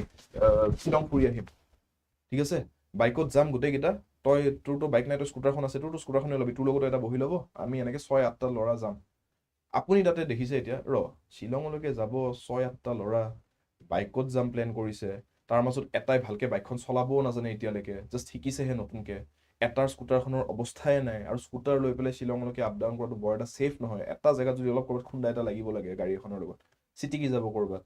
চ' আপুনি প্লেনটো কৰি আছে লগৰকেইটাই ঠিকে কিন্তু আপোনাৰ এবাৰতে আপোনাৰ 100% আপুনি চিয়'ৰ হৈ যোৱা নাই যে যামেই এনেকৈ আপুনি অলপমান চিন্তা কৰিছে যে নাই ঠিক নহ'ব এনেকৈ কিবা এটা যদি বাটত কিবা এটা হয় গাড়ী এখন লৈ যোৱাই বেটাৰ হ'ব নেকি পাৰিলে কোনোবা এটা যদি গাড়ী এখন লৈ আমি ভাড়াটো মিলাই দিম বুজি পাইছেনে এইটো তাৰমানে আপুনি হেজিটেট কৰি আছে আপুনি চিন্তা কৰি আছে কথাটো আপুনি এবাৰতে 100% চিয়'ৰ হৈ যোৱা নাই সেইটোক কোৱা হয় কোৱামছ বুলি তাৰমানে য়েছ ডাউট শব্দটো ইউজ কৰিব পাৰি এইটো correct you are basically hesitation কৰোঁ নকৰোঁকৈ আছে কামটো আপোনাৰ এতিয়াও 100% চিয়'ৰ হৈ যোৱা নাই ইউ আৰ আনচিয়'ৰ ঠিক আছে ইউ আৰ আনচাৰ্টেইনিটি এটা আছে তাতে আনচাৰ্টেইনিটি যে কামটো কৰোঁ নকৰোঁ ঠিক আছে আনচিয়'ৰ আনচাৰ্টেইন হেজিটেট কৰিছে হেজিটেশ্যন আছে কোৱামছ আছে ডাউটছ আছে বুলি ক'ব পাৰি ইউ হেভ ফিউ ডাউটছ আপুনি স্কেপটিকেল হৈ আছে কামটোক লৈ পেলাই ঠিক আছে এই ৱৰ্ডছবোৰ ইউজ কৰিব পাৰে ঠিক আছে so' these are all the synonyms and এইটোৱে হ'ব ইয়াৰ আনচাৰটো চিননিম লাগে যিহেতু that would be the answer next one who abstains from alcoholic drinks one who abstain কৰা মানে কি যোনে ব্যৱহাৰ নকৰে সেই বস্তুটো যোনে সেইটোৰ পৰা আঁতৰি থাকে abstain কৰে one who abstains from alcoholic drinks তাৰ মানে কি পিউৰিটান সামাৰিটান পেডান্ট টিটোটালাৰ কোনটো শুদ্ধ যে সুৰাপান তেওঁ কেতিয়াও নকৰে সেইটোৰ পৰা সদায় আঁতৰি থাকে ঠিক আছে আণ্ডাৰষ্টুড যেনেকৈ যোনে মাংস নাখায় তেখেতক আমি কি বুলি কওঁ ভেজিটেৰিয়ান পাৰ্চন বা তাতকৈও এটা ষ্টেপ আগত বোলে তেওঁ এনিমেল প্ৰডাক্টছ থকা একো বস্তুৱে নাখায় ভিগেন বুলি ক'ম ঠিক তেনেকৈ এলকহল একেবাৰে নাখায় বোলে কেতিয়াও নাখায় এলকহল ঠিক আছে যি চিটুৱেশ্যন হ'লেও তেওঁ এলকহল হাত নিদিয়ে লাগে লগৰ গোটেইকেইটা খাইছে তেওঁ কিন্তু হাত নিদিয়ে তেওঁক কি বুলি কোৱা হয় ডেট ৱৰ্ড ইজ টিটোটালাৰ ঠিক আছে টিটোটালাৰ বুলি কয় তাৰমানে কমপ্লিটলি এবষ্টেইন কৰে কমপ্লিটলি আঁতৰি থাকে এলকহলিক কণ্টেণ্ট বা এলকহলিক ড্ৰিংকছ বা এলকহলিক কণ্টেণ্টৰ পৰা ঠিক আছে টি টোটলাৰ স্পেলিংটো চাই থ'ব কিয় কৈছোঁ কাৰণ এনেকুৱা ডাবল এলফাবেটছ থকা ৱৰ্ডছবিলাক স্পেল চেক কুৱেশ্যনছ হিচাপেও সাজি দিয়ে এক্সামত চ' টি টোটলাৰত T double E T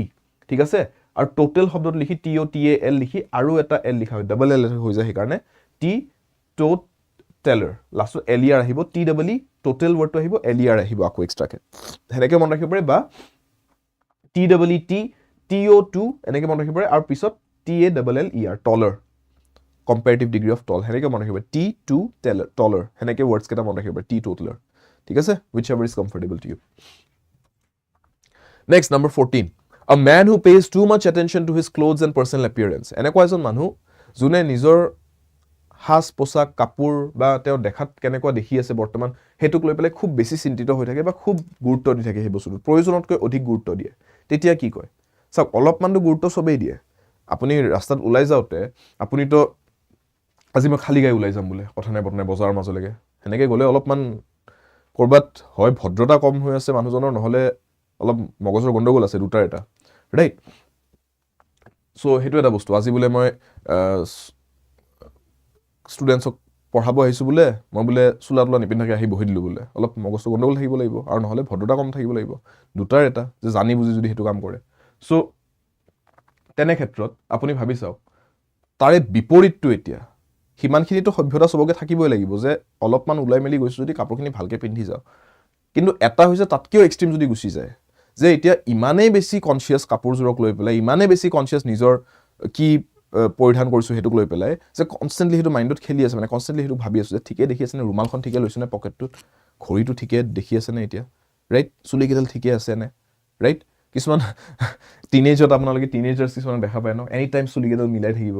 right খিৰিকী এখন দেখিলেই হ'ল ক'ৰবাত খিৰিকীখনৰ আগত গৈ পেলাই ৰিফ্লেকশ্যনটো সেই অলপ চলপ যি ৰিফ্লেকশ্যন থাকে তাতো চুলিকেইডাল মিলাই থাকিব right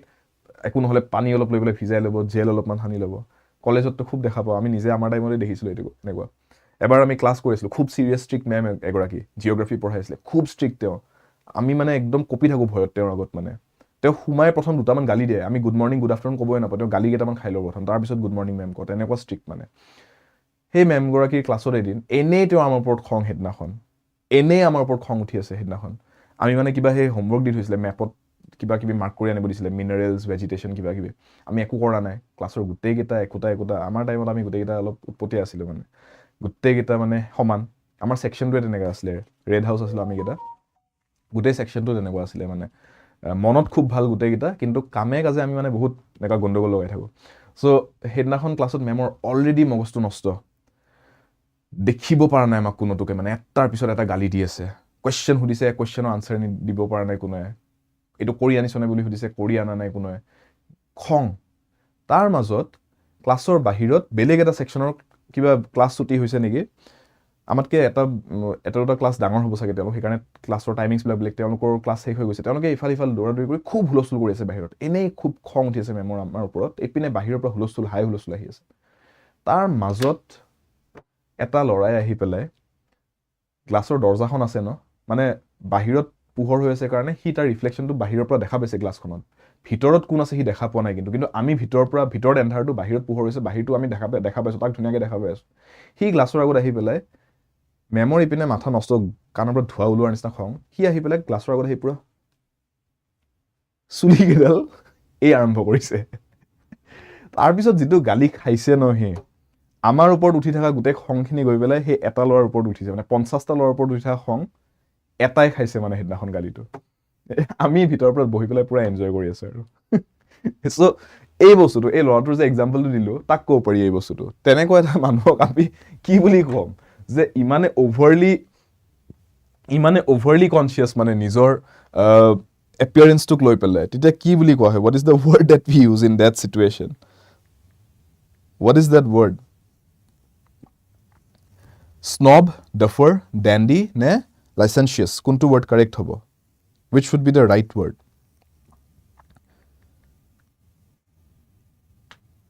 so' the correct word here is dandy বুলি কয় ঠিক আছে ठीक है इसको बोलते हैं डैंडी ऐसे लोग को एग्जाम्पल देना डैंडी ठीक আছে ডোন্ট বি চ' ডেণ্ডি এনেকৈ যদি কাৰোবাক কওঁ তাৰমানে ইমান খেয়াল কৰি থাকিব নালাগে দে তই কি পিন্ধি আছ দেখাত কেনেকুৱা লাগিছ চুলিকেইডাল কেনেকুৱা আছে ঠিক আছে yes he was dandy that boy he was dandy back then ঠিক আছে I hope he is not now ঠিক আছে টিনেজাৰ্ছত বুজা যায় বহুত overly conscious হৈ থাকে সবে নিজৰ কেনেকুৱা দেখি আছো নিজৰ সেলফ ইমেজটোক লৈ so this word is dandy ঠিক আছে too self conscious হেতু বস্তু মন ৰাখিব পাৰে regarding external appearance clear next one contempt of god contempt মানে অবহেলা কৰা বা এক ধৰণে অপমান কৰা ঠিক আছে অবহেলা কৰা বা অপমান কৰা হেতু contempt কৰা বুলি কয় ঠিক আছে contempt the pronunciation is contempt বুলি নকব contempt ঠিক আছে যদিও con লিখো con উচ্চাৰণ হয় কিন্তু contempt লিখিছো তো সো contempt বুলি কয় ক্লিয়াৰ ঠিক আছে সো contempt of god কি বুলি কয় এথিজম নিহিলিজম ব্লাসফেমি এগনস্টিসিজম কোনটো কাৰেক্ট হ'ব এথিজমৰ স্পেলিংটো ভুল হৈছে দে চাব ATHEI হ'ব লাগে সো এটো স্পেলিংটো ভুল আৰু এটো অপচনটো ভুল এথিজম নহয় আনসাৰ বিশ্বজিতে সুধিছে এনসাৰ গাৰ্লৰটো কি কম মই অল বয় স্কুলত আছিলো আমি পঢ়ুতে আমি অল বয় স্কুলত আছিলো ঠিক আছে আমাৰ অল বয়জ আছিল সো গাৰ্লছৰ কি চলি থাকে কি কেছ থাকে মোৰ ইমান এক্সপেৰিয়েন্স নাই তেওঁলোকৰ থাকিব তেনেকুৱা কিবা কিবি কাহিনী ৰাইট বাট আমি মই ডাঙৰ হৈছো আমাৰ বেষ্টৰে ডাঙৰ হৈছিলে পুৰা ফুল অল বয়জ কে হাই সেকেন্ডাৰীত গৈ পাই পেলাহে মই কোএডত সোমাইছো তাৰ আগলৈকে 10 বছৰ স্কুলৰ মই all boy school contempt of god atheism নহয় atheism বুলি ক'লে তাৰ মানে নাস্তিক ভগৱান নামানা ভগৱান আছে বুলিয়ে মই নামানো হেতুক atheism বুলি কয় ঠিক আছে তেনেকা মানুহ atheist বুলি কোৱা হ'ব কিন্তু ইয়াতে কৈছে ভগৱানৰ অপমান কৰা ভগৱান থকা নথকা মানা নমনাটো হেতুক ভগৱানক অপমান কৰা কথাই নাহে মানুহ এজনে যদি বস্তু এটা নামানে শক্তি এটা নামানে হেতুক অপমান কৰাৰ একো কথা নাহে যে মই নামানো মই অপমান কৰা নাই জাস্ট মই নামানো বস্তুটো সো হেতু এথিজম হৈ যায় হেতু কন্টেম্প্ট হৈ না যায় অপমান কৰা হৈ না যায় ঠিক আছে নিহিলিজম হৈছে এটো এটা ফিলসফি যত মানে এটো আপোনালোকে পঢ়ি চাব যদি বিচাৰে if you feel like Dostoevsky বা আপোনালোকে দস্তয়েভস্কিতে পাব মেইনলি বা আপোনালোকে দস্তয়েভস্কি মেইনলি তেৰে পঢ়ি চাব নিহিলিজমৰ কনসেপ্ট পাই যাব তাতে ভালেখিনি তেওঁৰ ৰাইটিংছত ঠিক আছে নিটছা biggest name nihilism বুলি ক'লে নিটছাৰ আপোনালোকে ৰাইটিংছ বোৰ চাব পাৰে nihilism is a concept where একদম simplified terms যদি মই কও কিন্তু এটো it wouldn't do the philosophy justice but then simplified terms nihilism is a philosophy where much of the emphasis is on the fact that nothing really matters ঠিক আছে এটো ভগৱানৰ একো কথা নাহে at least on a surface level Agnosticism to হৈছে এটা concept যত নেকি ভগৱান আছে বুলিও না মানে মানুহজনে ভগৱান নাই বুলিও না মানে কাৰণ মই দেখাই নাই বস্তুটো আছে বুলি নো কেনেকে কও আৰু যেহেতুকে দেখা নাই বুলি নো কেনেকে কও সো agnosticism হেতুত হৈ যায় মিডল গ্ৰাউন্ড কিন্তু ইয়াতো একো কন্টেম্প্ট হোৱা নাই অপমান হোৱা নাই অপমানৰ কথা হে ব্লাসফেমি বুলি ক'লে ভগৱানৰ ক্ষেত্ৰত বা যিকোনো দৈবিক শক্তিৰ ক্ষেত্ৰত ব্লাসফেমি হলে আপুনি হে দৈবিক শক্তিটোৰ মানে অপমান কৰিছে ব্লাসফেমি বুলি কয় হে কনসেপ্টটোক আৰু তেনেকুৱা কিবা কাম কৰিলে তেনেকুৱা কিবা কাণ্ড কৰিলে blasphemous বুলি কোৱা হয় a blasphemous act হেনেকৈ কোৱা হ'ব বুজি পালে understood so this is the word blasphemy এটা word পঢ়িছিলো আমি recent ক্লাসেছত if you remember impious right irreligious blasphemy to on some level আপুনি এটোৰ লগত synonymous বুলি মনত ৰাখি থব পাৰে লিংক কৰি লব পাৰে words কিটা আপোনাৰ যদি আগতে লিখি থৈছিলে impious word to blasphemy word to ইয়াতে এড কৰি দিব পাৰে synonymous হয় words কিটা clear ঠিক আছে next one science of printing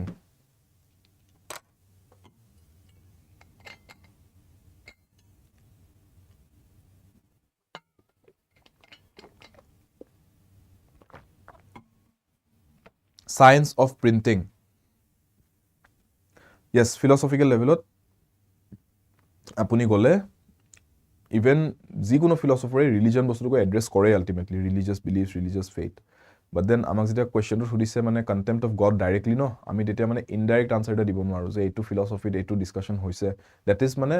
not the surface level thing. Amak surface level dekhisu ami blasphemy word to bonwa hoise contempt of God bujabole. That would be the answer karone. Thik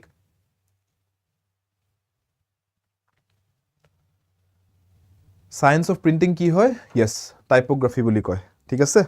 typography বুলি কয় calligraphy টো হৈছে খুব সুন্দৰ হ্যান্ডৰাইটিংত যেতিয়া লিখা হয় কিবা এটা বস্তু ডিজাইন বনাই পায় হেতু calligraphy আন্ডাৰত আহে ঠিক আছে topography টো হৈছে এটা জাগাৰ টপোলজি টো তাৰ মানে কোনটো সাৰফেস কিমান হাইটত আছে ইয়াতে পাহাৰ আছে পাহাৰৰ হাইটটো বেছি হ'ব এখিনিত ভ্যালি এটা আছে ভ্যালিৰ হাইটটো কম হ'ব এখিনিত আকৌ নদী আছে সো এখিনি নদী বা সাগৰ আছে এখিনি ব্লু কালাৰ এখিনি আপোনাৰ সি লেভেল হ'ব ৰিভাৰ লেভেলটো হ'ব সো এই টপোগ্ৰাফিটো ওপৰৰ পৰা যেতিয়া চাব কোড কি ভাজ ভুজ আছে সেই বস্তুটোক টপোগ্ৰাফি বুলি কোৱা হয় ষ্টাডিটোক টপোগ্ৰাফি বুলি কোৱা হয় আৰু জায়গাটোৰ সেই হেনেকুৱা ডেটাটোক টপোলজি বুলি কোৱা হয় টপোলজি অফ দি এৰিয়া ঠিক আছে টপোগ্ৰাফিক ডেটা বুলিও কয় হেনেকুৱা ডেটাবোৰক ক্ৰিপ্টোগ্ৰাফিটো হৈছে এই যে আমাৰ হোৱাটছএপতে আপোনালোকে দেখা পাব ওপৰত লিখা আছে টেক্সট এটা খুলি আপোনালোকে চাবচোন এন্ড টু এন্ড এনক্ৰিপ্টেড ঠিক আছে এন্ড টু এন্ড এনক্ৰিপ্টেড মানে কি আপুনি কিবা এটা মেছেজ দিলে ন সেই মেছেজটো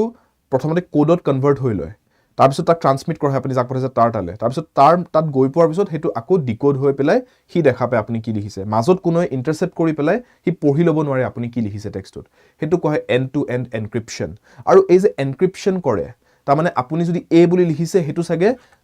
ট্ৰান্সমিট হৈ থাকুতে পইণ্ট এ টু আপুনি বি লৈকে এটা মেছেজ পঠাইছে আপুনি লিখোতে লিখিছে বুলে ধৰি লওক 1 2 3 বুলি আপুনি লিখা 1 2 3 টো ন ইয়ালৈকে গৈ পোৱাৰ পিছতহে ই দেখা পাব 1 2 3 বুলি আপুনি যে লিখিছে এই মাজৰ সময়খিনিত ট্ৰান্সমিট হৈ থাকুতে ইয়াতে 1 2 3 বুলি নাথাকে এইখিনি টাইমত এই 1 2 3 টো কিবা এটা বেলেগ এটা ৰূপত আহি যাব ইয়াক সাগে z y q এনেকে লিখা থাকিব বা 0 0 0 1 0 2 0 0 1 1 0 এনেকা কিবা লিখা আহিব whatever but আপোনাৰ 1 2 3 টো as it is তাৰ মানে ট্ৰান্সমিট হৈ থকা তাৰ মানে এইখিনি টাইমত আপোনাৰ বস্তুটো এনক্ৰিপ্টেড হৈ আছে লুকুৱাই দিয়া হৈছে ইনফৰমেশনটো হেতু এতিয়া লুকুৱাটো ইনফৰমেশনটো তেনেকে হাইড কৰাটো কি কৰা হৈছে তা ক্ৰিপ্ট কৰা হৈছে ক্ৰিপ্ট মানে এটা কোড বনাই দিয়া হৈছে আৰু এই এনেকুৱা কোড বনোৱা যোনটো ষ্টাডি হয় হেতু ক্ৰিপ্টোগ্ৰাফি বুলি কয় the study of or the science of or the skill of making codes হেতু ক্ৰিপ্টোগ্ৰাফি বুলি কোৱা হয় ঠিক আছে সো ইয়াতে হেতু তো সুধা নাই প্ৰিন্টিংৰ কথা দিছে সো টাইপোগ্ৰাফি প্ৰিন্টিংৰ ক্ষেত্ৰত টাইপোগ্ৰাফি হয় clear next one who robs smuggler of his smuggled goods after the border has been crossed this is a funny one okay so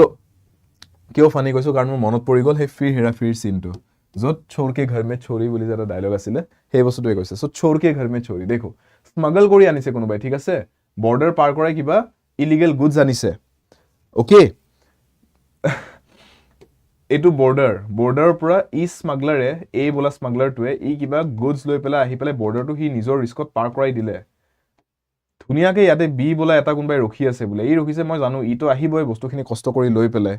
ই অহাৰ পিছত ইয়াৰ পৰাই চুৰ কৰি লম তাৰ মানে মই কষ্টখিনি কৰা নহল ই গুতে ৰিস্কটো লৈ কষ্টখিনি কৰি স্মাগল টাগল কৰি আনিলে পুলিচৰ পৰা পলাই মেলি বৰ্ডাৰ পেট্ৰলৰ পৰা পলাই মেলি আৰু ই অহাৰ পিছত ইয়াক মই লুটি লম ইয়াতে এই পৰা কাঢ়ি লম বস্তুখিনি বা ই ৰাতি শুই থাকোতে ইয়াৰ পৰা চুৰ কৰি লম ঠিক আছে ই মাজতে ইয়াৰ পৰা লৈ পেলাই ই গৈ পেলাই আছে ধুনিয়াকে গৈ পেলাই বেপাৰখন কৰিলে ইলিগেল গুডসখিনি সেল কৰিলে সো তাৰ মানে গুতে কষ্টখিনি ইয়াৰ আছিলে লাভটো ই পালে সো তাৰ মানে চুৰৰ পৰা চুৰ কৰিলে স্মাগলাৰৰ পৰা স্মাগল কৰি ললে ঠিক আছে so one who robs smuggler of his smuggled goods after the border has been crossed তাক কি বুলি কব মানে চুৰ মানে এটা যদি ডালে ডালে বগাই এটা পাতে পাতে বগাই মানে সো পাইৰেট মেলফেক্টৰ হাইজেকাৰ ফিলেন্ডাৰৰ কি বুলি কব which should be the right word here কোনটো কাৰেক্ট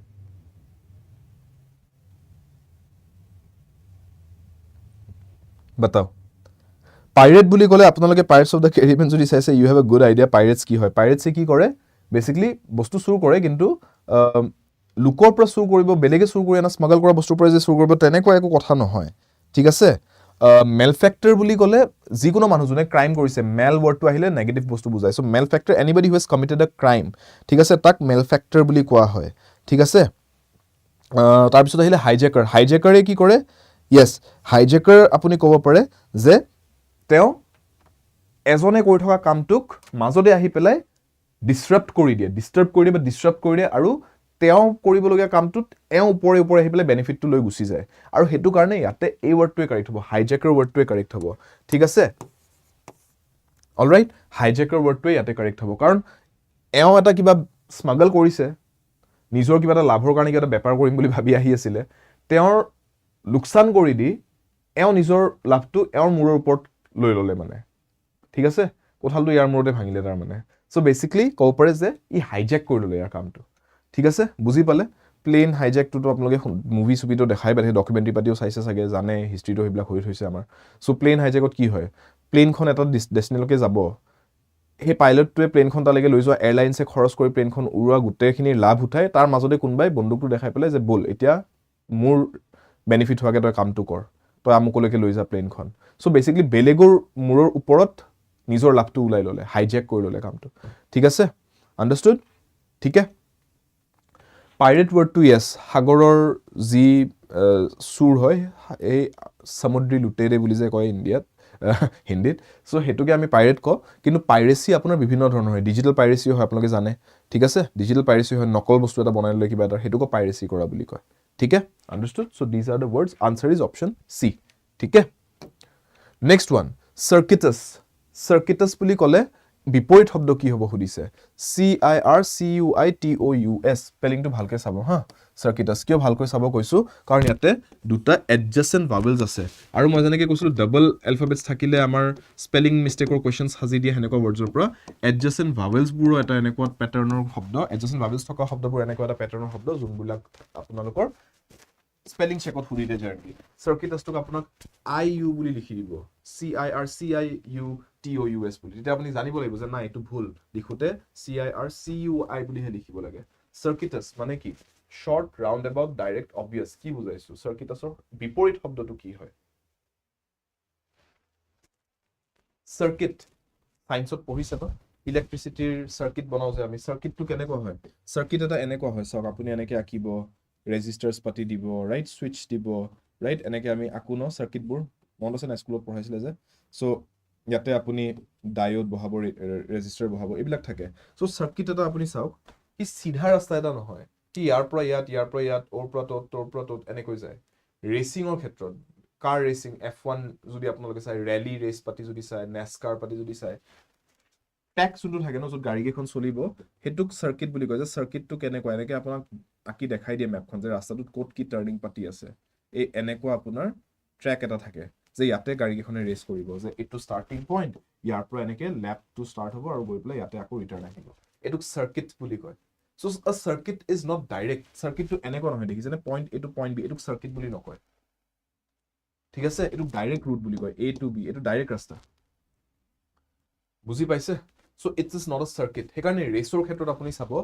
ড্ৰেগ ৰেচ বুলি এটা কনসেপ্ট আছে ড্ৰেগ ৰেচত আপোনাৰ জেনাৰেলি সাৰ্কিট বুলি নকয় ট্ৰেক হয় হেতু এটা সিধা এটা পইণ্টৰ পৰা এটা পইণ্টলৈকে ডাইৰেক্ট গাড়ীখন গুচি যায় হি কোনো টাৰ্নিং ল'ব লগিয়া নহয় কিন্তু এনেকুৱা ৰেচ বিলাকত সাৰ্কিট বুলি কয়টো কাৰণ ই এটাৰ জায়গাৰ পৰা টাৰ্ন লৈ আমুক ফালে গৈ লেফট ৰাইট কৰি মেলি হি আকৌ ৰাউন্ড এবাউট লৈ ইউ টাৰ্ন লৈ হেনেকে যাব লাগে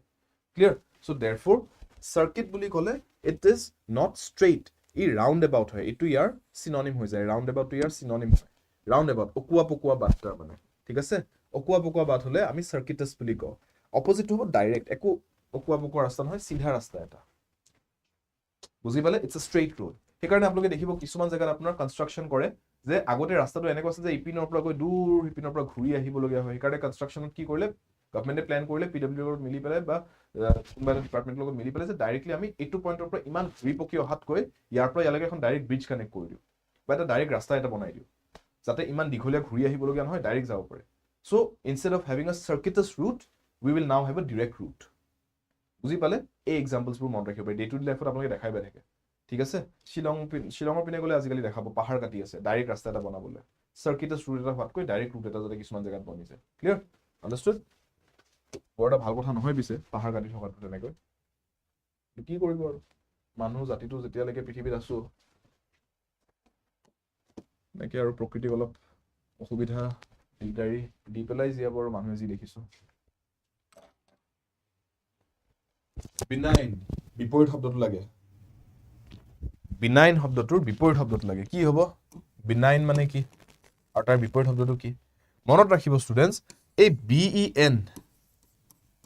এইটো ৱৰ্ড বিনাইন যেনেকৈ ক'লো এই বেনে ৰুট ৱৰ্ডটোৰ পৰা আহিছে বেনেটো হৈছে এটা ৰুট বা ৰুট ৱৰ্ড হা ৰুটটো হৈছে বেনে বেনে বুলি যেতিয়া কয় ন এইটো মিনিংটো হৈছে এভৰিথিং গুড মানে ভাল বস্তু এটা বেনে আপুনি ৱৰ্ডছ কেনেকুৱা পাব চাব বেনে বুলি কোৱাৰ লগে লগে বেনিভলেন্ট মানে যোনটো বস্তুৱে আপোনাক খুব সহায় কৰে আপোনাক বহুত লাভ কৰি দিয়ে বেনিভলেন্স ইয়াৰ নাউন ফৰ্মটো ৰাইট বিনাইন ৱৰ্ডটো যেনেকৈ আমি পালো ঠিক আছে বেনিফিট লাভ হোৱা তাৰ মানে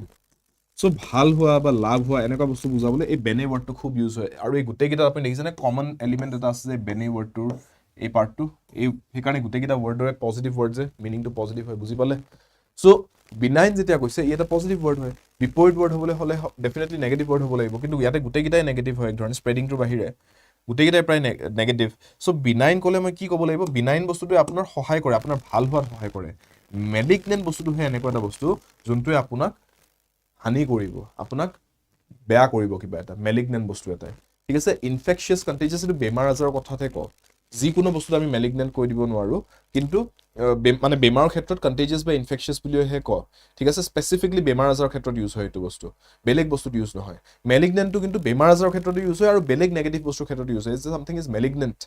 ঠিক আছে তাৰমানে সি নেগেটিভে কিবা এটা কৰিব সো বিনাইনটো যিহেতুকে এটা জেনেৰেলি ভাল শব্দ কয় অকল বেমাৰ আজাৰৰ ক্ষেত্ৰত নকয় সো মেলিগনেণ্ট শব্দটো ইউজ কৰাটো বেটাৰ যোনটো জেনেৰেল টাৰ্মছত নেগেটিভ ৱৰ্ড এটা হয় অকল বেমাৰ আজাৰৰ ক্ষেত্ৰত নহয় এইকেইটা অলপ স্পেচিফিক হৈছে অকল বেমাৰ আজাৰৰ ক্ষেত্ৰতে ইউজ হয় সেইকাৰণে এইকেইটা কোৱাতকৈ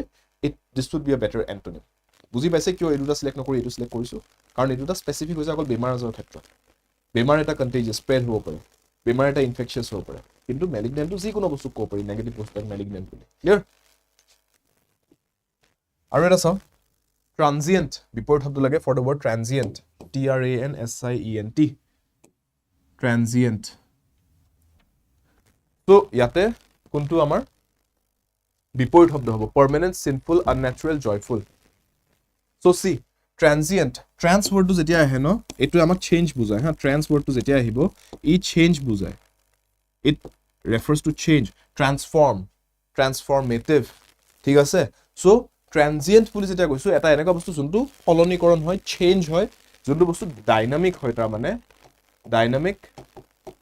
চেঞ্জিং ঠিক আছে শিফ্ট হয় সি এটা জেগাত ৰখি নাথাকে এক ধৰণে নাথাকে শিফ্ট হৈ থাকে